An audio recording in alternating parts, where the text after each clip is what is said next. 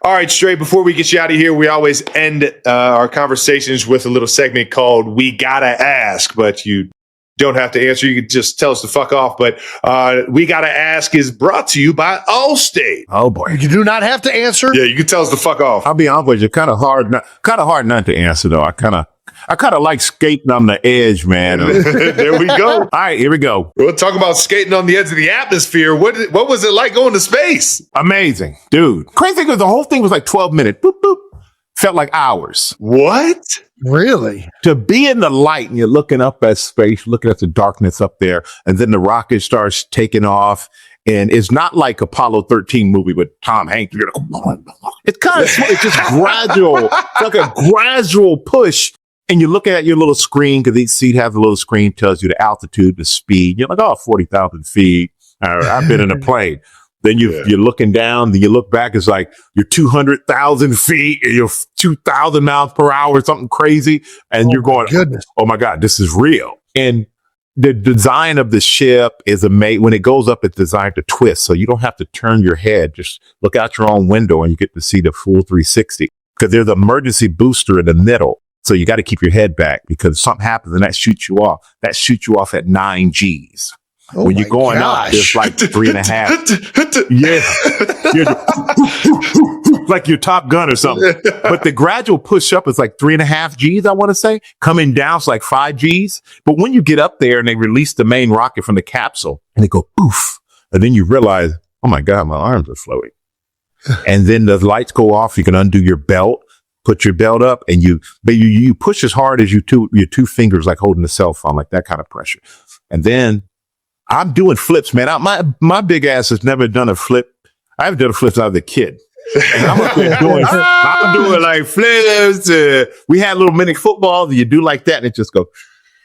It doesn't, none of it. It's just, and blowing in one space and doing like the cartoons where you're flapping, does nothing. You'll just sit in one spot. And then, it's just amazing to float around. You're looking back at Earth, and it's like you're watching when you leave your Apple TV on too long. And it was literally you. One of the best parts, which sounds kind of creepy, is that you have to come to terms with death. Oh wow! And by that I mean, before you take off, you become so relaxed and free. Yeah. Best way to put it. You just come free. If it's God's will. This is what it is. This is how I go. And believe me, though, I was happy to come back. But but everybody on the ground was crying. And except for my mom was like, your dad did worse. He was jumping out of planes all the time. He's a paratrooper. I'm like, well, damn, Mom, you know what? Come on. But everybody else was crying. But all of us on there were just so happy, man. So filled with joy. That's amazing. And it was one of the best things I've ever done in my life, without a doubt. Wow. Yeah. That is incredible. That's what I wanted to hear, baby. And that was a long explanation, but I loved every second of it, man. I'm so in. I tell you, you would love it. They do an incredible job from start to finish. And I would highly recommend it. If you get the opportunity to do it, I would jump on it in a heartbeat. It's life-changing in a lot of ways. Makes you realize how insignificant you are on this in the world. But it also makes you realize how important you are to the people that matter the most to you, because I'm on there thinking about my family and like, I'm not ready to leave them and they're not ready for me to leave either. Like it really puts a lot of things in perspective. That is beautiful, man. You've done so much, Mike. What's next? What is the next thing for Michael Strahan? Retirement. Like full, just all around work. Man, I ain't done everything. There's no way. You know what? Yeah, they're in the way at some point. Some point, man. You know what it is? I love Fox. I absolutely love that. But I just want to. He works so much, and then I want to go here, I want to go there, and I can't do a lot of things because I got these commitments and schedule stuff. And I think at some point I have to look at time lived and time left. I got you. You know, I hear and you guys are young, man. Y'all enjoy. You got more time ahead of you than behind you. I got more time behind me than ahead of me. So I'm starting to look more in that vein of life, and I'm not just going to completely disappear. But another thing is, I love business, and I got a lot of other businesses that I do, and and those things interest me like football did because I had to learn them, like I had to learn football later. And I love doing those things. And I think I could get a lot of, validation or out of just, not feeling completely retired and doing nothing. But that gives me enough. And on top of that, I do Fox until they throw me off of Fox. Man, I don't want to be 80 years old on Fox, but I'll stick around a little bit longer. You got some fun stuff coming up on with Smack Entertainment, right? You guys got some docuseries coming out, right? Yeah, we got a docuseries coming out, Coach Vic. And this is the second one we did with Mike. Because Mike, we did the evolution of the black quarterback with Vic. Yeah. Yep.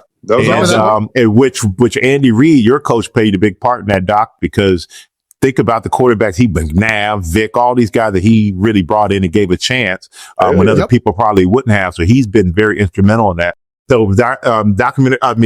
That, and now we have Coach Vic and his foray into coaching at Norfolk State. That's Norfolk State, baby. Him and Deshaun Jackson going at it right there. Two former Eagle greats. I came down for GMA and I was at the stadium and we had both of them there because they were doing the game there and at the link. And I'm like, I felt out of place in Philly, man. All that Eagle stuff. I'm like, we could have done this at a neutral site. Don't bring me up in here to interview these guys at this point. But don't feel right. So we got Coach Vic coming up. We have a movie coming out too. I'm going to screen it right after we get done here. And that one is about John Madden. We did the documentary on the Madden video game. Yeah. Oh, man. And then we did Bill Belichick on the Madden Cruiser for the Super Bowl in New Orleans. We produced that. And now we're doing the Madden movie with David O. Russell directing. Christian Bale plays Al Davis. Nicolas Cage plays John Madden. And so that I'm going to screen now because that's coming out. Man, I can't fucking wait, man. That's going to be good. That looks awesome, man. That looks so fucking awesome. It's going to be incredible. And obviously, John Madden he's one of the biggest personalities that I like. He was the world when I was growing up. And I can only imagine what it was to actually be in a room with him and to enjoy who he was as a person, man. But those pregame meetings. I mean, imagine doing those pregame meetings and you're meeting with John Madden. Yeah. That's crazy. Yeah. And then you're at the stadium and that bus is sitting there and you're like, oh my God, John Madden Theater. That was more pressure than freaking John Runyon. Right. I got to ask you brought up John a couple times. I do got to ask you this. I see the highlights and I see a lot of Michael Strahan highlights. I know you've always given John his credit as being tough, physical, but what was it really like? What was it like for Michael Strahan going up against John Runyon? Tough. Easier when he first got there because he was in Tennessee. And then when they brought him to Philly, the whole thing was, we brought him to Philly to stop Strahan, which pissed me off. So I studied John Runyon more than I probably studied anybody. Yeah. I could tell what he was going to do before he can do it. I could tell he was going to fart before he farted. That's how much, that's how much I knew that cat, right? But I will say, as we played each other more and more over the years, the tougher it got, the more savvy he got. He and Eric Williams with the Dallas Cowboys was my number one toughest guy. John Runyon and Leon Searcy, who was the offensive tackle, played in Pittsburgh and then in Jacksonville, where they were 2A and 2B. And so freaking strong and tough and smart. And I love John because John made me a better player. Those three I named made me a better player because playing against them made everybody else seem easy. And even at my Hall of Fame induction, John came, which meant the world to me. And I had to give him a shout out. So I said, John Runyon, 6'7", 350 pounds, whatever, of twisted steel and no sex appeal. So I thought I was going to give him a compliment. Hell no. Yeah. Could you have ever called out that he was going to be the VP of rules and policy and dishing out fines for guys that are giving late hit and cheap shots? It's kind of like, what's that, Catch Me If You Can character? That's exactly what it is. Hired a guy who does the crime so that you know who to catch doing the crime. John, man, I couldn't believe it. I'm like, how are you finding anybody? We should go and retroactively find your ass for what you were doing. Oh man, that's so fucking good. All right, man, we gotta wrap and get you out of here, big dog. No, we appreciate the time, but we always end these interviews or these talks with a welcome to the NFL moment, man. What was your welcome to the NFL moment, Stray? Oh man, I've had. Well, one was I was actually playing in the game. The other one, I was just actually a rookie at the game. As a rookie at the game, we were playing the 49ers in the playoffs in San Fran. And I just remember being there, and I'm coming from Texas Southern, man. I'm watching Steve Young, Jerry Rice, Ricky Waters, all these guys. And I'm like, can I have your autograph? That's what I wanted to do. I want an autograph. I didn't know Jerry Rice coming out there running like a damn stallion. And that was the most amazing thing. But my welcome to the NFL moment was playing the Cowboys, playing against Eric Williams. And we're out there and we're fighting, man. We're battling. And I'm like, you know what, mother?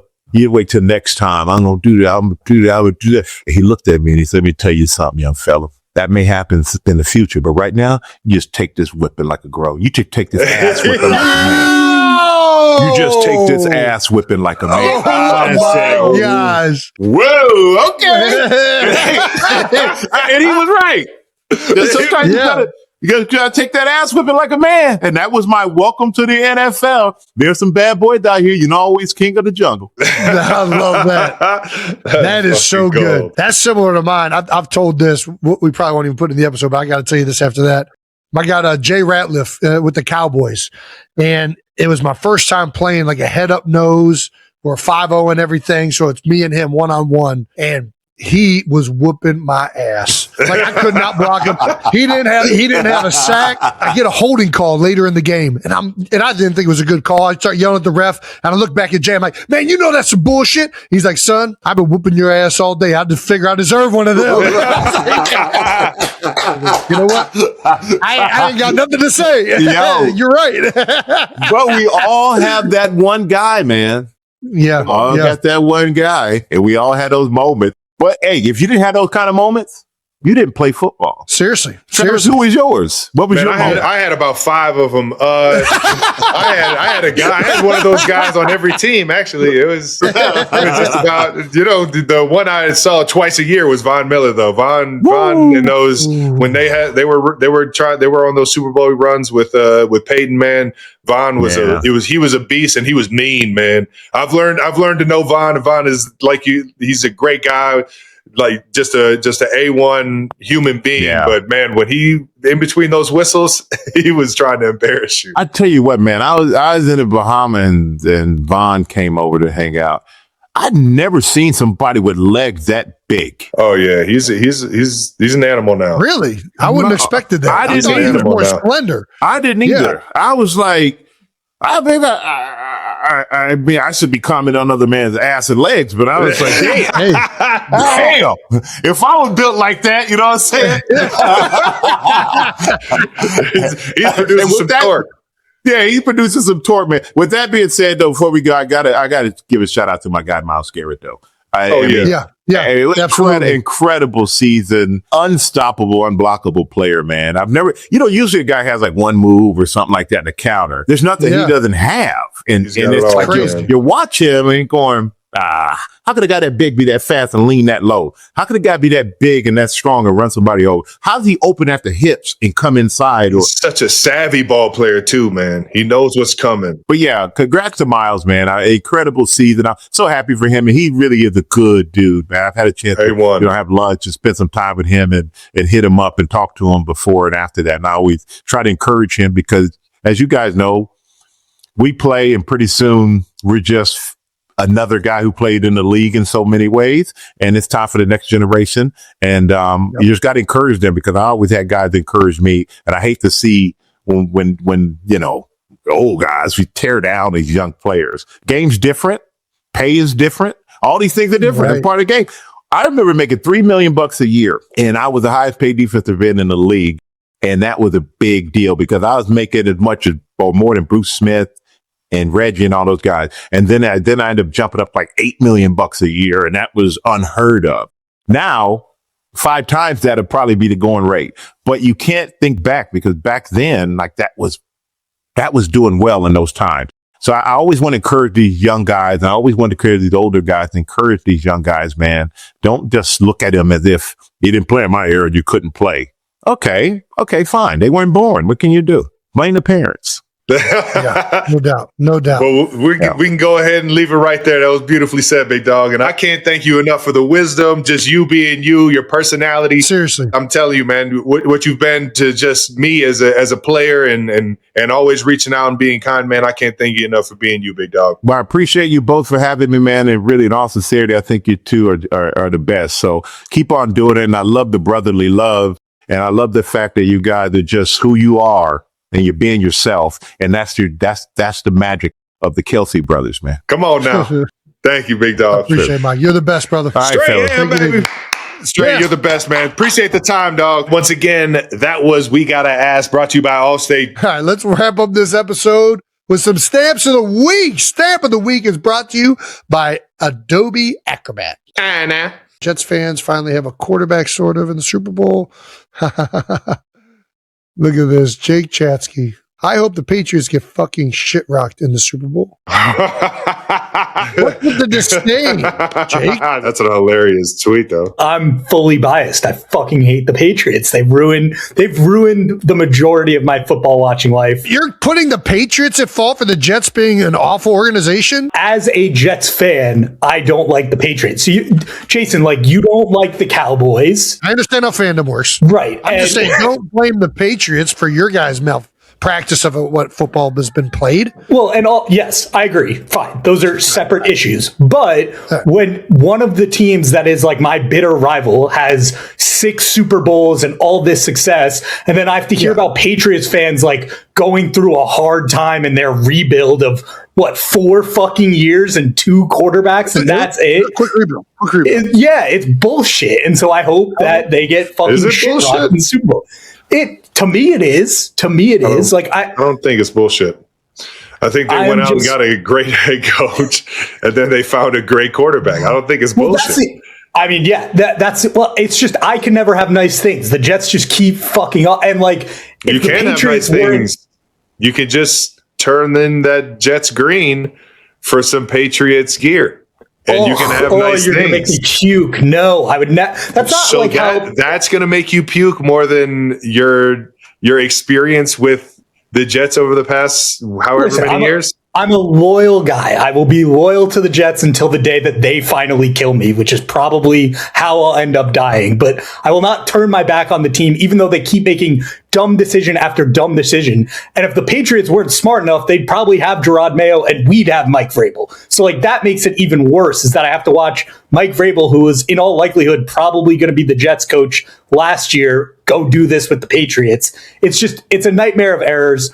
We should have had Sam Darnold. He should still be our quarterback, but no, he had to go to 5 different teams before he could go to a Super Bowl. And now I just have to root for Sam Darnold to avenge his ghosts and let me have a slight win in the fact that Patriots fans will not be happy. How many great Jets players are playing in the Super Bowl? You got Sam Darnold, another one people don't want to talk about, Leonard Williams. Leonard Williams was a standout with the Jets. Yep. Who else is there? There's got to be some other names that I'm not even thinking about that are playing in the Super Bowl that were Jets. I lost to Leonard Williams in the Jets, yeah. I can't think of many off the top of my head, but Well, all I'm saying is it doesn't sound like you can blame the players or the Patriots. I just don't want good things to happen to that franchise. In particular, the people who root for that franchise are people who have been tormenting me personally for 30 years. And those people don't change. You know what I mean? The Patriots fans who are rooting for Tom Brady and being ha, ha, ha, fuck the Jets. They're the same people who get to enjoy Drake May now. So I understand it's a different team, but I will not be happy for them. All right. That's understandable. Who are you rooting for, Trev? I fucking love a good Mike Vrabel story, man. I love Vrabes. He's always been the fucking best, man. He just felt like he would have been an awesome coach to play for. But I do love the Sam Darnold story. I got a lot of guys over in Seattle that I admire. It's a tough one. There's a good storyline on both of them. Cincinnati Bearcats got Kobe Bryant over there playing DB. I'm rooting for him. I'm rooting for AJ Barner, another Cleveland kid. Both of those guys out of Cleveland. So I don't know. Sam Darnold is, I like that story right now.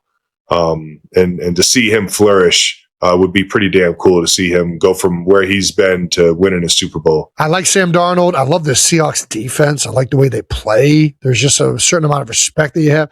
Kenneth Walker, the way he was running this last game, oh my gosh. He's a beast. But then there is, I like Drake May. I like the rookie quarterback. Yeah, I there's like nothing Braves. to not like about the Patriots. It's just the story. The of defense, Seattle. I don't know, man. I like that defense over there in New England. I like Milton Williams, my former teammate. Mac Hollins, my former teammate. Yeah, it'll be interesting. I can't wait to watch it. Mac Holland is like Anderson Varejao. He is, which I was a big Anderson Varejao fan. Who wasn't? If you were a Cavs fan, I think teams overthink the third receiver sometimes. I think Mac Hollins. Dude, he's been amazing everywhere he's been. He really That's what has. I'm saying. They all, I feel like they're always trying to get like this shifty, like route runner. And it's like, dude, it's so much better. Get the guy that just plays ball, man. Dude, get into 11 personnel and have a guy that can do all these things that you can do out of 12 if you want to play nickel. And I don't know, man. I just think and then he's also like a mismatch height wise and size wise for a lot of the safeties trying to guard him. Like, anyways, all right, let's get back on track. Stamp of the week. I'm going to go our old Cincinnati GA. Yeah, Jesse Minter. Obviously, his father is a well-renowned coach in the college and NFL, and Minter has been unbelievable since he's been with the Chargers, really since he's been at Michigan under Harbaugh, but now is the new head coach of the Baltimore Ravens. Has some big shoes to fill over there in Baltimore, but happy as hell for you, Coach Minter, and good luck in the AFC next year, brother. That's a great one, Trav. I love that one. I'm going to go. I mean, we just talked about hating the Cowboys and Jets Jake hating the Patriots. I'm going to go with former Cowboy DeMarcus Lawrence. This is a great quote, man. Dude, he called this back then, and I when he said it, I was like, this is a bit much, but goddamn, I got to give him credit now. DeMarcus Lawrence said back in March when he signed in Seattle and left Dallas Cowboys, where he had been his whole career. Yep. He said, Dallas is my home, but I know for sure I'm not going to win a Super Bowl there. And DeMarcus Lawrence is now going to the Super Bowl with the Seattle Seahawks. God damn it. And has aged very well. He also got into a back and forth with Micah Parsons over this, where Parsons was kind of calling him out on his podcast or whatever platform that was, and D-Law shot some words back at him. And now neither are in Dallas. But yeah, there's one common denominator. But either way, DeMarcus Lawrence is, this has aged very well. It'll age even better if they end up pulling a win off against the Patriots. And maybe I should wait on this. Should I wait until after the Super Bowl to make this the stamp of the week? Is it not good enough? Travis Kelce may be known for his dominance on the football field and his high-profile relationship with Taylor Swift, but recently he's been making headlines for something far more relatable: how he sleeps. On a recent episode of the New Heights podcast, which he co-hosts with his brother Jason Kelce, Travis opened up about his nighttime routines and didn't hold back. The conversation kicked off with the brothers comparing their sleep habits, and Travis quickly revealed his loyalty to Sleep Number mattresses. He shared that he's been using the brand since 2019 and has since taken their relationship to the next level. What started as a personal preference has grown into a formal partnership, with Travis now serving as both an investor and the face of upcoming Sleep Number campaigns. Travis admitted that his ideal sleeping situation involves having the entire mattress to himself. He joked that he loves being able to roll around, sprawl out, and move freely without limitations. Laughing, he recalled how he used to be a stomach sleeper when he was younger, but now he simply collapses onto his back and falls asleep almost instantly. Jason was quick to point out that having the whole bed to yourself doesn't exactly encourage cuddling, a comment that sent both brothers into laughter. Still, Travis stood by his preference, explaining that having space helps him truly unwind after long days. As the episode continued, Travis reflected on how his sleep habits have evolved throughout his NFL career. He joked that earlier in life, he didn't care much about where or how he slept. Now, after years of physical wear and tear, comfort and quality rest have become essential parts of his recovery and performance. That shift, he said, played a major role in his decision to work with Sleep Number. The partnership, Travis explained, goes far beyond a typical endorsement deal. He currently holds nearly a 5% stake in the company and will appear in national advertisements, television spots, and social media campaigns over the next 3 years. For him, the move felt natural because he's been using the product for years and only wants to align himself with brands he genuinely believes in. Listeners also got a glimpse into Travis's off-field life as he described himself as something of a sleep connoisseur. His nightly routine now focuses on winding down, disconnecting from stress, and making sure he gets enough rest to perform at his best, both professionally and personally. The mood stayed playful when Jason teased him about whether Taylor Swift gets any say in their bedtime setup. Travis laughed it off, saying that while he enjoys sharing a bed, he'll always need plenty of space to sleep comfortably. The brothers also reminisced about their childhood, noting how their sleep styles were different even back then.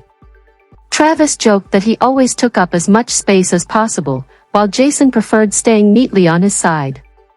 Those habits, they agreed, have followed them into adulthood as they balance family life, demanding careers, and constant travel. Travis emphasized that sleep has become a cornerstone of his overall well-being. On game days, he sticks to a strict routine, going to bed early and keeping his room cool, dark, and quiet. Having the right mattress, he said, plays a huge role in recovery and helps ensure he's ready for tough practices and games. Ultimately, Travis made it clear that his partnership with Sleep Number reflects what matters most to him at this stage of life. Sleep, in his view, isn't just about comfort, it's about health, recovery, and being prepared for whatever comes next. His candid stories, paired with Jason's humor, gave fans an entertaining and surprisingly personal look at life beyond the spotlight.